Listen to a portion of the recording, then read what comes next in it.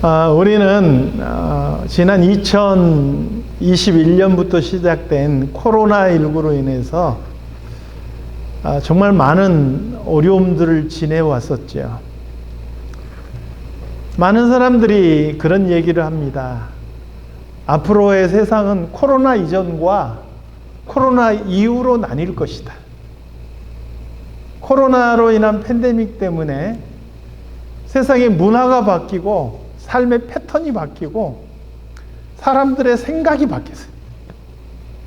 그래서 코로나 이전과 코로나 이후로 나뉠 거라고 이야기를 한 것입니다. 사실 바이러스 중에서 더 치사율이 높고 무서운 바이러스는 얼마든지 더 많았었습니다. 근데 코로나19가 전 세계를 두렵게 만들었던 가장 중요한 이유는 뭐냐면 전염성이에요.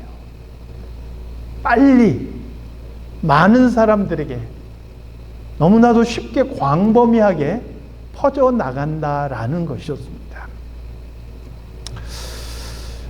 놀랍게도 바이러스뿐만이 아니고요.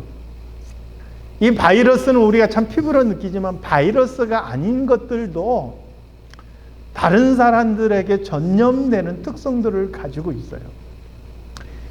예를 들면 불법을 행하는 것도 그래요.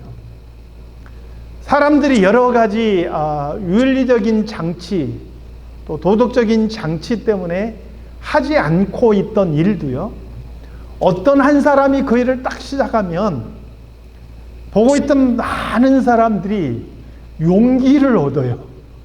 그래가지고 두려움 없이 그 불법을 저지르는 것을 보게 돼요. 그래서 불법을 저지르는 것도 일종의 전염성을 가지고 있어요. 근데 그에 못지않게 사랑이라는 것도 전염성을 가지고 있어요. 어떤 사람이 사랑을 베푸는 것을 보면 그것을 보는 사람들의 마음이 따뜻해져요. 그래서 어느 틈엔가 마음이 너그러워지고 동일한 기회가 됐을 때 나도 그러한 사랑을 베풀려고 드는 그런 경향이 생긴다는 거예요. 감정도요, 전염성을 가지고 있어요. 그래서 우리가 지난 주간에 살펴봤잖아요. 블레셋에 대한 그 두려움과 공포가 그 소식을 전해 듣는 사람들에게까지 다 번져가는 것을 보게 돼요. 단지 듣기만 했는데도 불구하고 사울과 사울을 따르는 사람들조차도 두려움에 떨었다. 이렇게 성경은 말씀하고 있는 것이죠. 물론 사울도 할 말은 있겠지요. 적은 너무나 많고 군대도 잘 무장되었고 훈련도 잘 되어 있는데 나를 따르는 군사는 기껏 몇 명이요? 600명밖에 안 돼요. 그래서 사울은 얼마든지 지금 자기가 두려움에 휩싸여서 싸울 생각 안 하고 가만히 웅크려 있는 것에 대해서 변명거리가 있다는 거예요. 그런데 사울이 생각하지 못한 것은 무엇이냐면 사울이 바라보고 있는 것은 적의 강함이고 그가 바라보고 있는 것은 나의 약함이었지 그는 하나님을 바라보지 않았다라는 거예요. 우리가 사사기에 보면 굉장히 위대한 전쟁을 하나 소개하고 있는데 미디안의 13만 5천 명을 상대하는 기드온의 군대는 몇 명이었어요? 불과 300명이었어요. 300명의 용사들로 미디안의 13만 5천 명을 물리친 사건을 보게 돼요. 이것은 전쟁이 군대의 숫자와 군대의 질과 무기에 달려있는 것이 아니라는 것을 성경은 우리에게 계속 보여주는 거예요. 전쟁은 누구에게 달려있느냐? 하나님의 손에 달려있는 거예요. 오늘 우리가 찬양했죠. 전쟁에 능하신 왕, 그분이 누구예요? 우리가 믿는 하나님이시라는 거예요. 그런데 놀랍게도요, 두려움 못지않게 전염성을 가지고 있는 게 또 있는 거예요. 그게 오늘 본문에 나오는 요나단이 발휘했던 용기라는 것입니다. 이 요나단은 사울왕의 아들이고요. 우리가 다윗을 이야기할 때 그의 친구로 거의 꼭 언급이 되는 다윗과 요나단에 나오는 바로 그 요나단이에요. 이 요나단은 아버지 사울을 포함해서 모든 이스라엘 백성들이 두려움에 사로잡혀 있을 때 그 스스로 용기를 냈어요. 자기의 무기를 들고 있는 소년에게 이야기했어요. 야, 다 두려움에 쌓여 있는데 우리가 한번 저 블레셋 사람들에게 나가보자. 우리가 한번 저들에게 나가보자. 이렇게 외친 거예요. 요나단이 상황과 형편을 모를 리가 없어요. 블레셋이 얼마나 강하고 그들의 숫자가 얼마나 많은지 모르지 않아요. 그럼에도 불구하고 자신과 무기를 든 소년 단 둘이서 저 블레셋 군대를 향해서 나가보자 이야기한 이유가 있어요. 6절 말씀을 한번 같이 읽어보겠습니다. 6절 말씀, 자 시작. 요나단이 자기의 무기를 든 소년에게 이르되 우리가 이 할례 받지 않은 자들에게로 건너가자. 여호와께서 우리를 위하여 일하실까 하노라. 여호와의 구원은 사람이 많고 적음에 달리지 아니하였느니라. 요나단의 눈은요, 적들의 군대가 어떠한지에 있지 않았어요. 우리가 얼마나 약한지, 내가 얼마나 형편없는지에 있지 않았어요. 이 모든 것의 열쇠는 하나님께 있다라는 것을 요나단은 알고 있었다라는 거예요. 6절 말씀에 보니까 여호와께서 우리를 위하여 일하실까 하노라 이렇게 이야기했어요. 어찌 보면 정말 믿음이 있다면 야, 여호와께서 우리를 위해서 반드시 일하신다 이렇게 말해야 될 것 같아요. 근데 요나단은 여호와께서 우리를 위하여 일하실까 하노라 이렇게 말한 거예요. 이 말의 의미는 여호와께서 우리를 위하여 일하시지 않을 수도 있다라는 가정이 있는 거예요.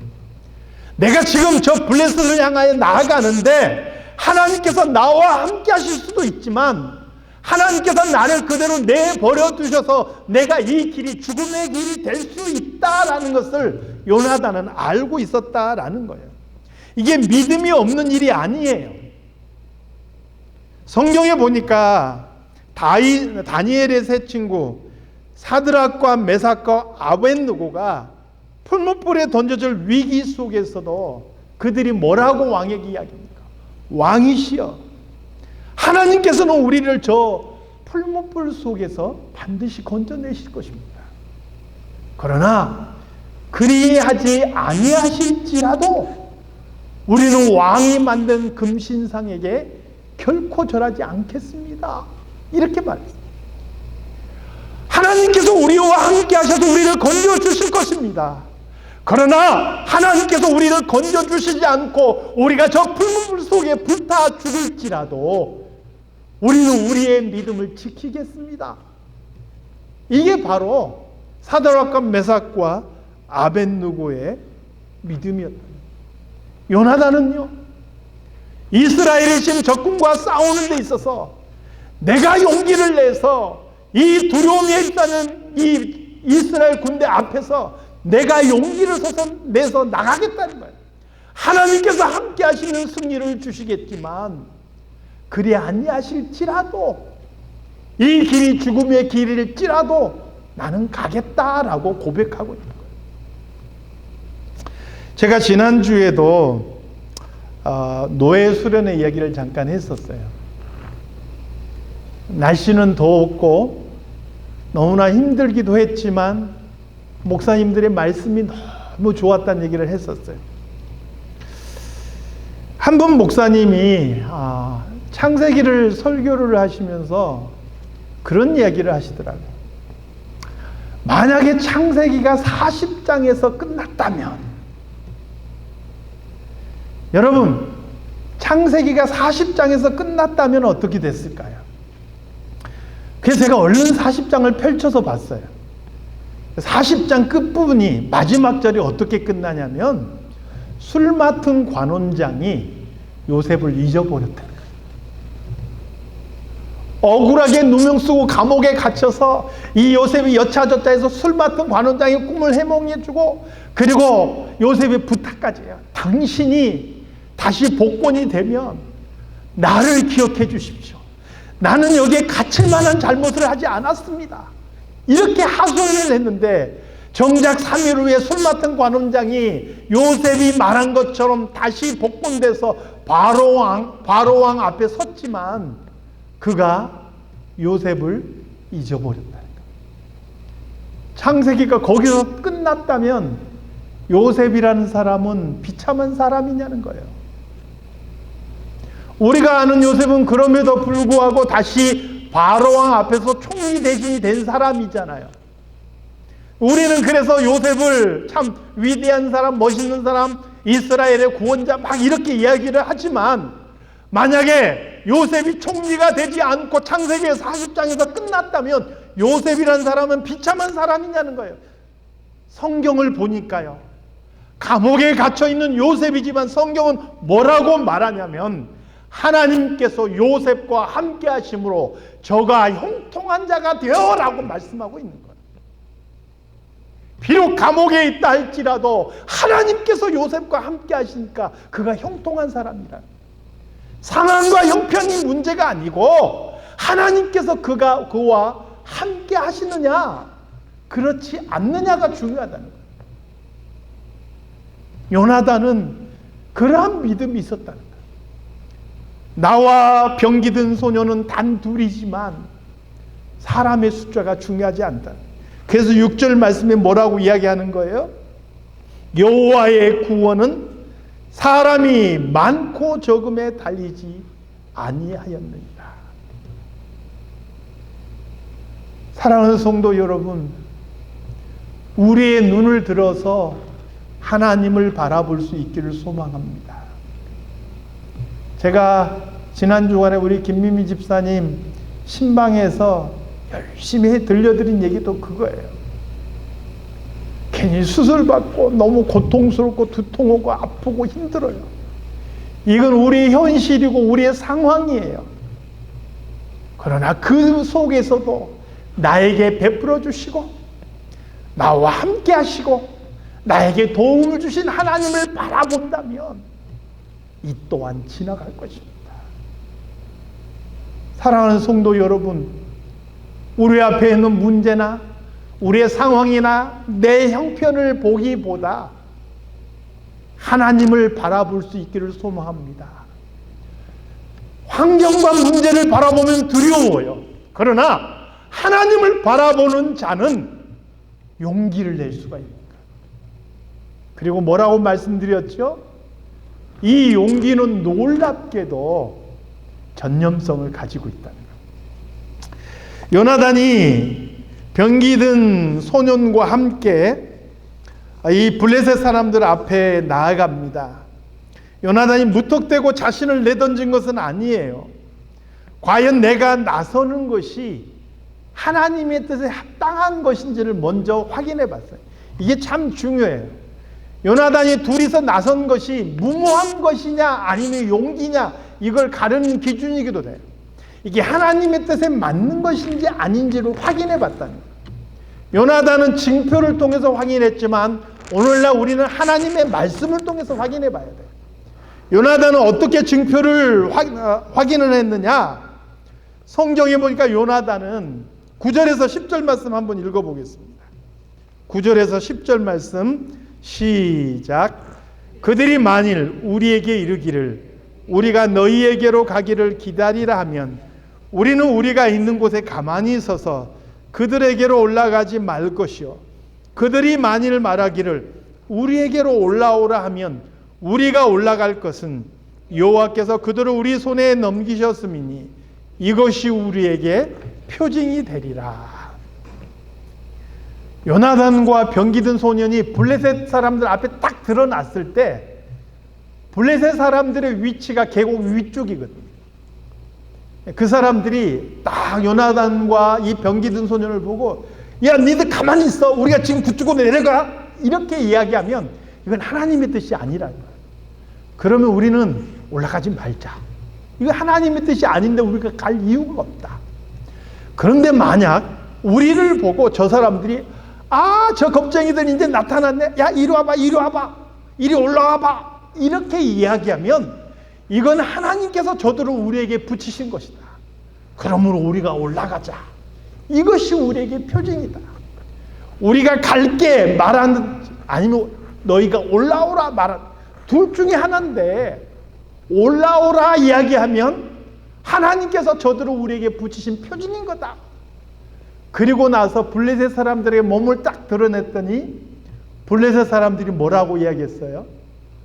야, 저 겁쟁이들이 이제 구멍에서 기어 나오네. 야, 이리 와봐, 이리 와봐, 이리 올라와봐. 이렇게 이야기합니다.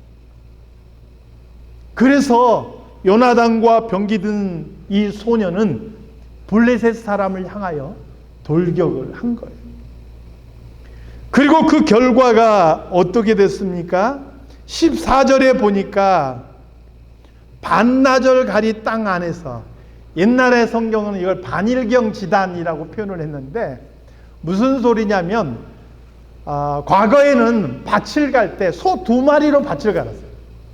이 소 2마리로 반나절, 그러니까 아침부터 시작해서 점심 먹을 때까지 밭을 갈 수 있는 그 넓이에요. 그 넓이의 땅 안에서 요나단이 싸웠는데 블레셋 사람 20명을 죽였다라는 거예요. 그리고요, 그런 요나단의 용맹스러움에 블레셋 사람들이 그만 공포에 휩싸이게 됐다. 거기에 더해서요, 나타난 현상이 있어요. 15절 말씀을 한번 보겠습니다. 15절 말씀 함께 읽겠습니다. 시작. 들에 있는 진영과 모든 백성들이 공포에 떨었고 부대와 노략군들도 떨었으며 땅도 진동하였으니 이는 큰 떨림이더라. 백성들만, 그러니까 블레셋 사람들만 공포에 떤 게 아니에요. 땅도 진동을 했는데 이는 큰 떨림이더라. 성경에 보면요, 그 이는 큰 떨림이더라에 작은 가로로 해서 1번이라고 돼 있을 거예요. 그러니까 성경 밑에 1번이라는 거 주석을 찾아보면 뭐라고 돼 있냐면 하나님께서 떨리게 하셨다라고 주석이 달려 있어요. 하나님께서 땅을 진동시켜서, 이걸 지금 우리는 뭐라 그래요? 지진이라 그러죠. 여러분, 지진을 경험해 보신 적이 있어요? 제가 13년 전에 이 미국에 왔을 때 우리 전문웅 장로님께서 저한테 이야기를 하시더라고요. 목사님, 좋은 곳에 오셨어요. 여기는 허리케인도 잘 안 오고 여기는 지진도 없고 정말 좋은 곳에 오셨습니다 했는데 그해 허리케인이 오고 그해 지진이 왔어요. 물론 그 후로 제가 지진을 경험 못했습니다만 그 첫 해에 2가지를 다 겪어봤어요. 근데 그 지진이 왔을 때 진도 5.0이 왔는데 제가 어디에 있었냐면 김미미 집사님 가게에 있었어요. 갑자기 전구가 이렇게 흔들흔들한 도는 거 혼자서. 그래도 이 땅이 이렇게 막 뭔가 어지러움이 오는 거예요. 진도 5.0의 지진이 그렇게 오더라. 여러분, 진짜 지진이 이렇게 크게 오면은요, 사람이 근본적인 공포에 휩싸여요. 내가 발 딛고 있는 땅 자체가 흔들리는 것은 사람이 어떻게 통제할 수 없는 근본적인 두려움을 불러일으키는 거예요. 요나단과 무기 든 소년이 돌격하는 것을 보고 그들에 대한 두려움과 공포에 휩싸인 사람들에게 지진이 일어났으니 이 사람들이 지금 아우스라장이 된 거예요. 하나님께서 요나단과 그의 병기 든 소년에게 함께 하셨다는 것을 성경은 우리에게 보여줍니다. 이전까지는 이스라엘 백성들이 두려움에 휩싸였고 그 두려움 때문에 그들이 꼼짝 못하고 있었다면 그 두려움이 블레셋에 옮겨간 거예요. 그리고 요나단과 그의 병기 든 소년의 용기가 다른 사람들에게 전염이 돼요. 오늘 본문 이후의 내용인데요. 가장 먼저 영향을 받는 사람이 누굴까요? 20절 말씀 함께 읽겠습니다. 20절 말씀. 자, 시작. 사울과 그와 함께한 모든 백성이 모여 전장에 가서 본즉 블레셋 사람들이 각각 칼로 자기의 동무들을 침으로 크게 혼란하였더라. 제일 먼저 움직인 사람이 누구냐면요, 가족이에요. 요나단의 아버지 사울이에요. 블레셋 진영에 무슨 일이 일어나니까 사울이 급히 일어나서 백성들을 확인해 보니까 누가 없어요? 자기 아들 요나단이 없는 거예요. 그래서 급한 마음에 야, 에봇을 좀 가져와 봐. 무슨 일인지 하나님 앞에 한번 여쭤보자. 그러고 있는데 블레셋 진중에 소란이 점점 커지는 거예요. 야, 안 되겠다. 우리 그냥 가보자. 꼼짝하고 있지 않던 사울이 사람들을 이끌고 블레셋 진영으로 가는 모습을 보게 되는 거예요. 사랑하는 성도 여러분, 나은 사람이 믿음의 용기를 내면은요, 나로 인하여서 제일 먼저 변하는 사람이 누구예요? 가족이에요. 내 아내가 변하고, 내 남편이 변하고, 내 자식이 변하고, 내 부모가 변하고. 그래서 가족이 가족을 전도할 수 있는 거예요. 제가 예전에도 그런 말씀을 한번 드린 기억이 나요. 예전에 가르치던 제자가 어머니가 돌아가셔서 장례가 났는데 그 장례식장을 갔어요. 이 제자가 자꾸 자기 언니를 좀 인사를 시키겠다는 거예요. 그래서 저를 끌고 가더니 언니하고 형부하고 불러서 일부러 인사를 시키는 거예요. 그러면서 무슨 얘기를 하냐면, 형부가 원래 신앙생활을 하지 않았던 사람이에요. 언니하고 결혼해서 10년을 살았는데 10년 동안 언니도 예수 믿으라는 말 한마디 안 하고 형부도 뭐 아무 소리 하고 그러고 10년을 살았는데 10년째 되는 어느 날 이 남편이 아내 보고 이야기하는 거예요. 여보, 당신이 믿는 하나님이라면 나도 한번 믿어보고 싶어. 그날부터 아내를 따라서 교회로 왔다는 거예요. 왜 왔을까요? 아내를 보니까 아내가 믿는 하나님이 궁금해진 거예요. 그래서 아내를 따라서 교회를 찾아온 거예요. 여러분, 내가 믿음의 삶을 살아가고 내가 하나님 말씀대로 믿음의 용기를 내서 그 길을 꿋하게 가면 그것으로 인해서 가장 큰 영향을 누가 받느냐? 나와 함께 살고 있는 내 가족이 영향을 받는다는 거예요. 사랑하는 성도 여러분, 여러분의 가정 안에 여러분 한 사람 한 사람이 아름다운 복의 통로들이 다 될 수 있기를 주님의 이름으로 축원합니다. 그리고 또 어떤 사람에게 요나단의 용기가 전염이 됩니까? 21절 말씀. 21절 말씀 함께 읽겠습니다. 시작. 전에 블레셋 사람들과 함께하던 히브리 사람이 사방에서 블레셋 사람들과 함께 진영에 들어왔더니 그들이 돌이켜 사울과 요나단과 함께 이스라엘 사람들과 합하였고.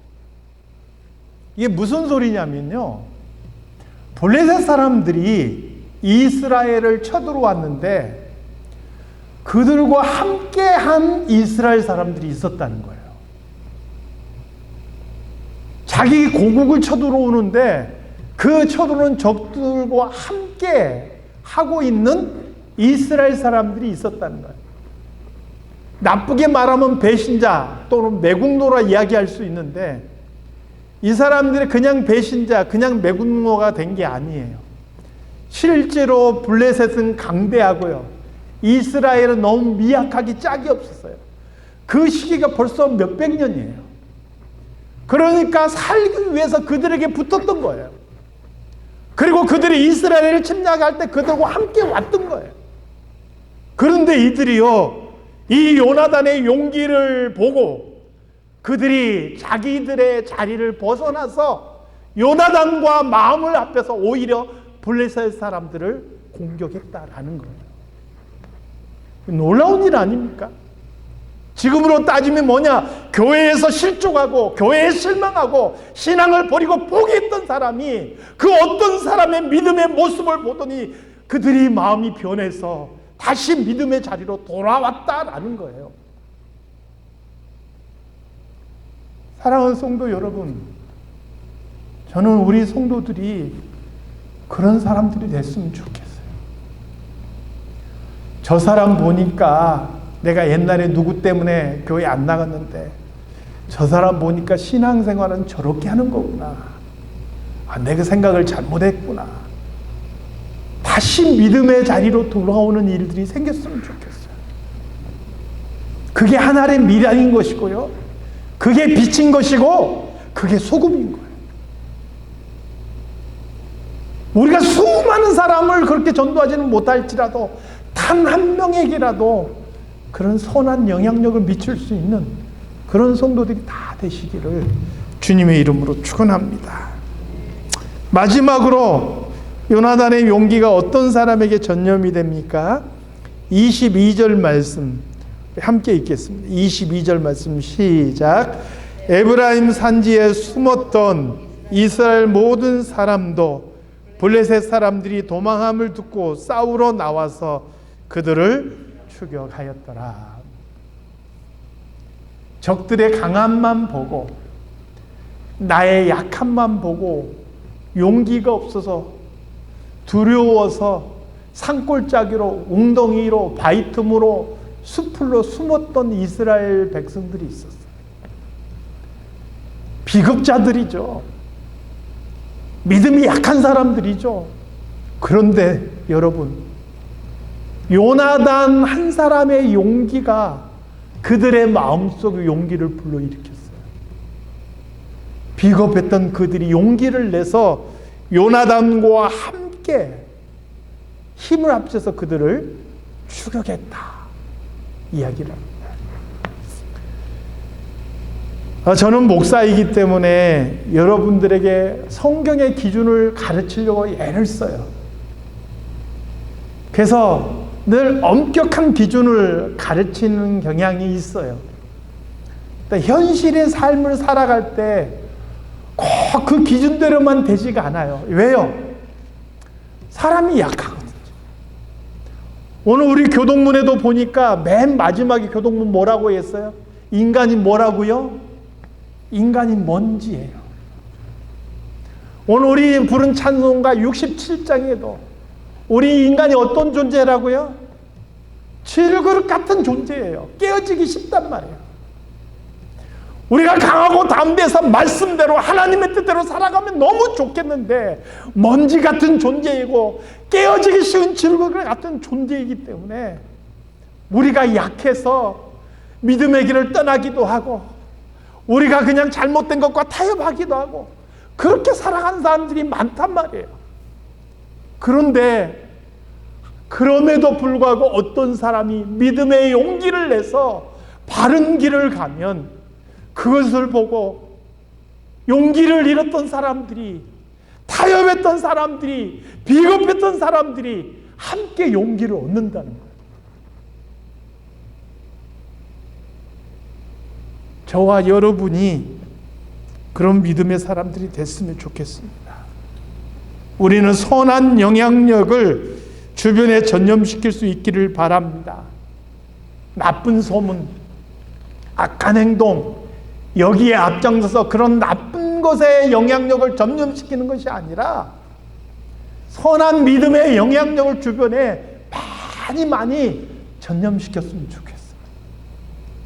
그래서 나로 인하여서 주변에 좋은 믿음의 역사들이 많이 일어날 수 있기를 우리 주님의 이름으로 축원합니다. 기도하겠습니다. 하나님 아버지, 어쩌면 죽을 수도 있는 그 길을 요나단이 담대히 나아가는 것을 봅니다. 그로 인하여 가족이 변하고, 그로 인하여 배신자가 변하고, 그로 인하여 비겁자가 변하는 모습을 봅니다. 하나님, 오늘 우리에게도 이러한 요나단과 같이 한 걸음 앞으로 내딛는 믿음의 용기를 허락하여 주시옵소서. 그래서 우리 한 사람 한 사람이 가정의 복의 통로가 되게 하시고, 우리 한 사람 한 사람이 주변의 믿음의 통로가 될 수 있도록 하나님께서 도와주시옵소서. 거룩하신 예수 그리스도 이름으로 기도드리옵나이다. 아멘.